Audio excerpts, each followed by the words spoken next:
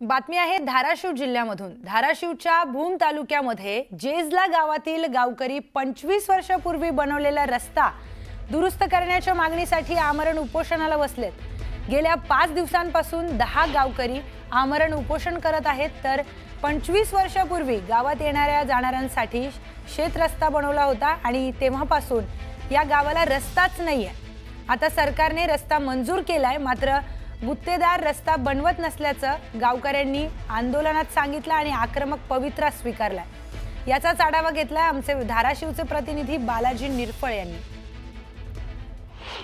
गावाला येणारा रस्ता 25 वर्षापूर्वी बनला, मात्र तो 25 वर्षापासून दुरुस्त झालेला नाही आणि हा रस्ता दुरुस्त करावा या मागणीसाठी जे आहे ते जेजला ग्रामस्थ उपोषणासाठी बसले आहेत। आपण बघू शकतो प्रामुख्यानं तरुण काही याच्यामध्ये दिसतात। गेली 3 दिवसापासून हे जे आहे ते ग्रामस्थ उपोषण करतायत। त्यातल्या एक तरुणाने हे उपोषणाला सुरुवात केली होती। आज त्याची तब्येत खालावली आहे। दळणवळणाच्या सुविधेसाठी प्रामुख्यानं रस्ता हा गरजेचा असतो, मात्र मुख्यमंत्री ग्रामसडक योजनेअंतर्गत हा रस्ता मंजूर करण्यात आलेला आहे। त्याचं उद्घाटनही झालेलं आहे, मात्र तो रस्ता होत नाही म्हणून गावकरी उपोषणाला बसलेत। मला सांगा, काय नेमकी परिस्थिती, मागणी किती वर्षाचा रस्ता आहे? ह्या रस्त्याला आमची जवळपास 25 वर्षापासून मागणी आहे।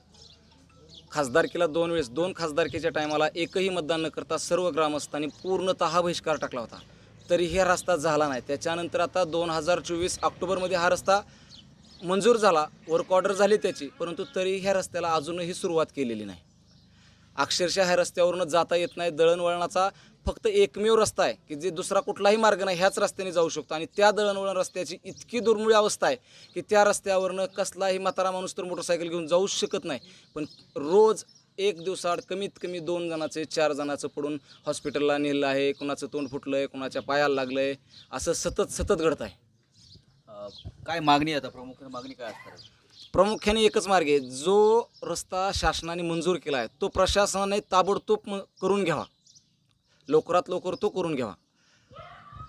21वे शतक किंवा महासत्तेची स्वप्न दाखवली जात आहेत। प्रत्यक्षात मात्र दळणवळणासाठी गावाला येण्यासाठी जर प्रमुख रस्ताच नसेल आणि तोही 25 वर्षापासून नसेल, तर मग गावकऱ्यांनी जायचं कसं, यायचं कसं, हा प्रश्न साहजिकच पडतोय। सागर जाधवसह बालाजी निरफळ, न्यूज 18 लोकमत, धाराशिव।